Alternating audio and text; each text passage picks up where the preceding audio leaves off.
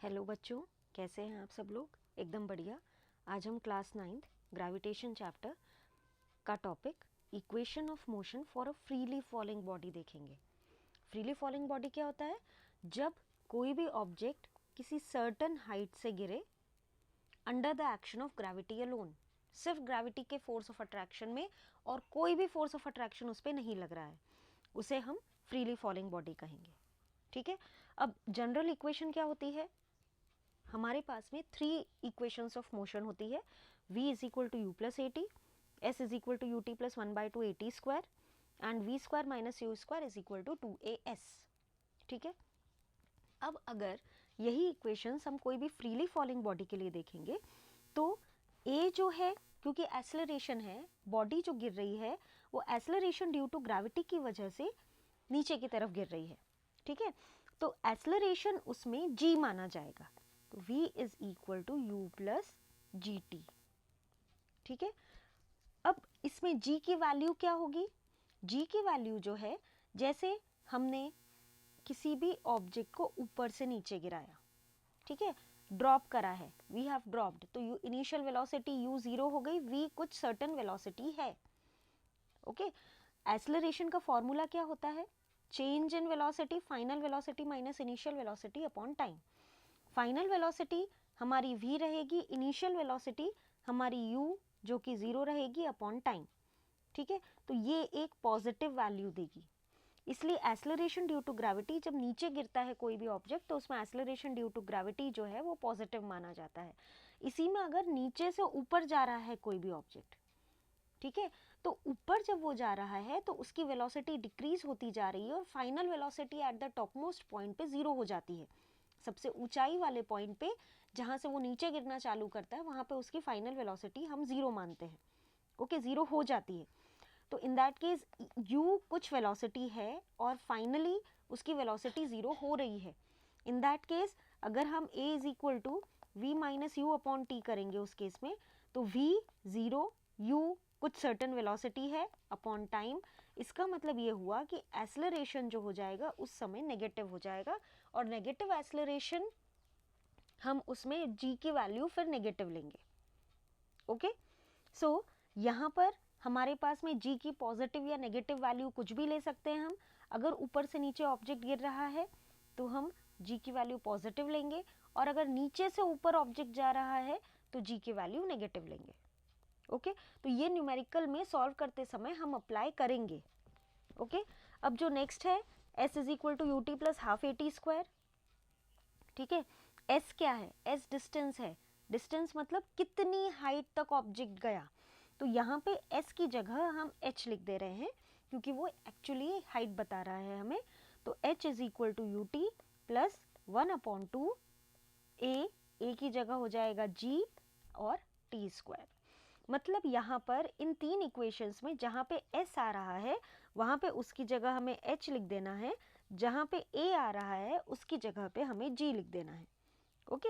अब इसका मतलब ये हुआ v square minus U square, third equation of motion लिखते हैं 2gh। ठीक है। तो फ्रीली फॉलिंग बॉडी के लिए तीनों जो इक्वेशंस ऑफ मोशन हैं वो इस तरह से रहेंगी। ठीक है। अब हम कुछ पहले पॉइंट्स देख लेते हैं कि कब हमें कौन सी इक्वेशन यूज करनी होती है, कब हमें second equation of motion use करनी है, कब हमें first equation of motion use करनी है। ठीक है। कई बार हमारे पास में ऐसा क्वेश्चन रहता है कि हमें u दिया हुआ है, हमें एक्सेलरेशन ड्यू टू ग्रेविटी हमें पता है कि एक स्टैंडर्ड वैल्यू होती है 9.8 मीटर पर सेकेंड स्क्वायर, और अगर ये फ्रीली फॉलिंग बॉडी के लिए नहीं है तो एक्सेलरेशन की कुछ वैल्यू दी होती है उस पर्टिकुलर क्वेश्चन में और टाइम दिया होता है। अगर हमें फाइनल वेलोसिटी ही निकालनी है, ओके, इसमें ना तो हमें डिस्प्लेसमेंट दिया है ना कहीं कुछ पूछा है, तो इन दैट केस हम v is equal to you plus A T first equation of motion ही यूज करते हैं। ठीक है, ताकि हमें v मिल जाए जो कि इजीएस्ट फॉर्म है। ठीक है। अब अगर इसी में हम थोड़ा सा चेंज करें, हम सेकेंड इक्वेशन ऑफ मोशन कब यूज करते हैं? ठीक है, सेकेंड इक्वेशन ऑफ मोशन हम यूज करते हैं, सेकेंड इक्वेशन ऑफ मोशन होती है हमारी s is equal to U T plus 1/2 A T square. ठीक है, जिसे हम फ्रीली फॉलिंग बॉडी के लिए कह देंगे h is equal to U T plus 1/2 G T square.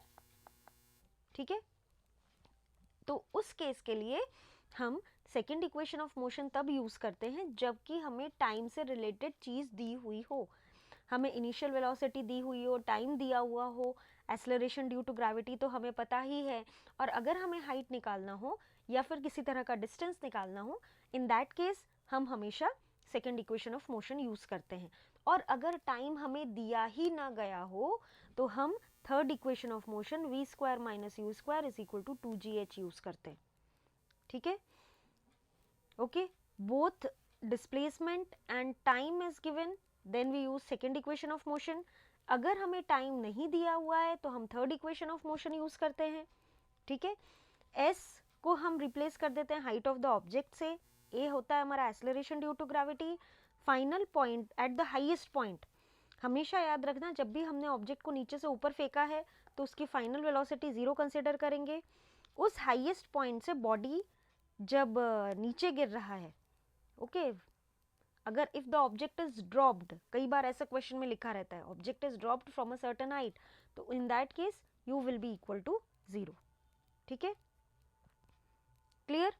एक और चीज, कोई भी ऑब्जेक्ट है अगर हमने उसे नीचे से ऊपर फेंका है या वो सेम ऑब्जेक्ट घूम के ऊपर से नीचे आ रहा है, दोनों में जो टाइम लगना है वो बिल्कुल बराबर होगा। नीचे से ऊपर जाने का टाइम या फिर ऊपर से नीचे आने का टाइम बिल्कुल ही सेम होगा। ओके, तो इन सब पॉइंट्स को ध्यान रखते हुए अब हम कुछ न्यूमेरिकल्स प्रैक्टिस करते हैं। सबसे पहला जो न्यूमेरिकल दिया हुआ है हमें, a body is thrown up with a speed of 15 metre per second.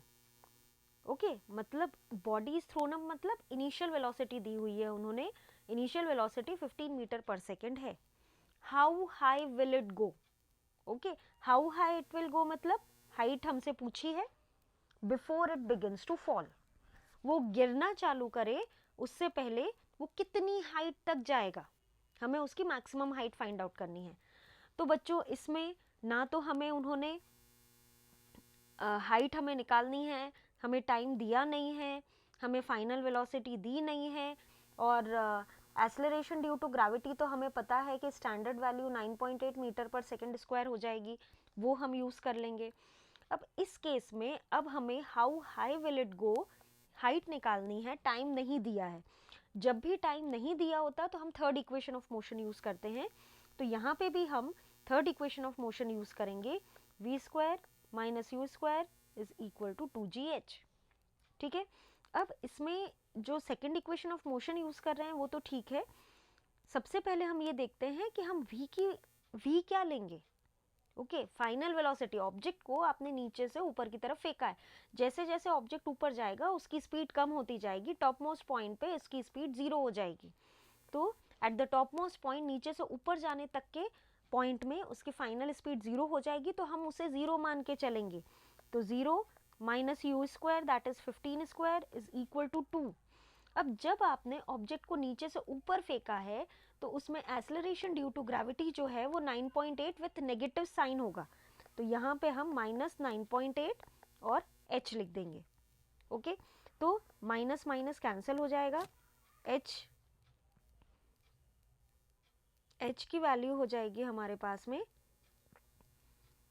15 into 15 upon 2 into 9.8। Okay, अब हम इसको डिवाइड करके और सॉल्व कर लेंगे। 15 into 15 that is 225 upon 2 into 9.8। जब हम इसको सॉल्व करते हैं तो हमारे पास में आंसर आता है 11.2 मीटर्स। ओके, तो जब हम इसको सॉल्व करके निकालेंगे तो हमारे पास में वैल्यू 11.2 मीटर आ जाएगी।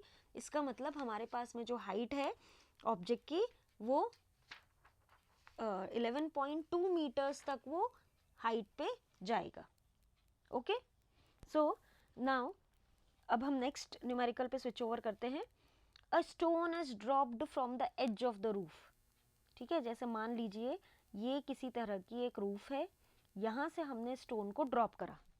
जब हमने स्टोन को ड्रॉप करा है, कभी भी ऑब्जेक्ट को हम ड्रॉप करते हैं तो उसकी स्पीड जो है वो 0 मीटर पर सेकेंड मानी जाती है। ओके, अब उन्होंने पूछा है how long does it take to fall 4.9 metre. कितना समय, हाउ लॉन्ग का मतलब कितना समय लगेगा उसे। इसमें हाइट जो है वो 4.9 मीटर है, टाइम हमें निकालना है, ठीक है।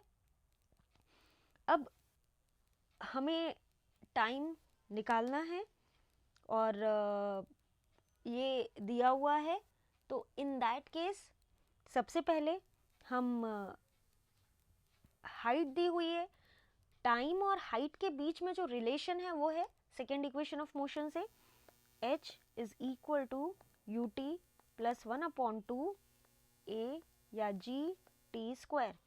h दिया हुआ है 4.9, u दिया हुआ है 0, 1/2, g की वैल्यू -9.8 है, h ये प्लस रहेगी क्योंकि हमने ऑब्जेक्ट को ऊपर से नीचे ड्रॉप करा है, और t स्क्वायर। ओके, 9.8 को जब हम 2 से डिवाइड करेंगे तो हमारे पास में 4.9 आएगा, तो 4.9 अपॉन 4.9, ओके, तो ये हो गया 1, तो t square is equal to 1, okay, तो t is equal to root of 1, that is also nearly equal to 1 only, जो कि 1 के बराबर ही होता है, तो वो 1 सेकेंड हो जाएगा। तो यहाँ पर हमने जो उसका टाइम निकाल लिया है वो 1 सेकेंड लगाया है, वो निकाल लिया है, ओके।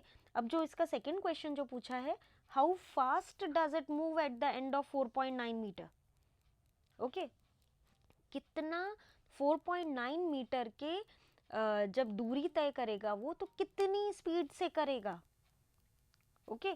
तो इसका मतलब ये हुआ कि अब हमें यहाँ पे स्पीड निकालनी है, ठीक है। टाइम हमें इसमें दिया हुआ है कि 1 सेकेंड रहेगा, तो इन दैट केस उसकी इनिशियल, हमारे पास जो सबसे पहले जो फॉर्मूला होता है वो लिख लेते हैं, v is equal to you plus ji t. U तो 0 है, ठीक है, g की वैल्यू 9.8 होती है, ठीक है, टाइम हमारा 1 है, तो v की वैल्यू हो जाएगी 9.8 मीटर पर सेकेंड, ठीक है, 9 वेलोसिटी की वैल्यू हो जाएगी 9.8 मीटर पर सेकेंड, ओके। अब इसका जो थर्ड पार्ट जो कह रहा है, what is the acceleration after 1 second and after 2 second, okay, 1 second और 2 सेकेंड के बाद में उसका एक्सेलरेशन क्या होगा, ओके। जब भी कोई ऑब्जेक्ट गिरता है तो भले ही 1 सेकेंड हो या फिर 2 सेकेंड हो, दोनों ही समय में एक्सेलरेशन जो होता है वो 9.8 मीटर पर सेकेंड स्क्वायर होता है, तो यहाँ पे हमारा जो एक्सेलरेशन रहेगा वो 9.8 मीटर पर सेकेंड स्क्वायर ही रहेगा, भले ही टाइम कुछ भी हो, ओके। सो चिल्ड्रन, आप इसी तरह से और न्यूमेरिकल प्रैक्टिस करिए, जो भी डाउट हो मुझे कमेंट में शेयर करिए, और सारे डाउट मैं आपके क्लियर करूँगी, एंड प्लीज़ चैनल को लाइक और सब्सक्राइब करना ना भूलिए। Okay, thank you.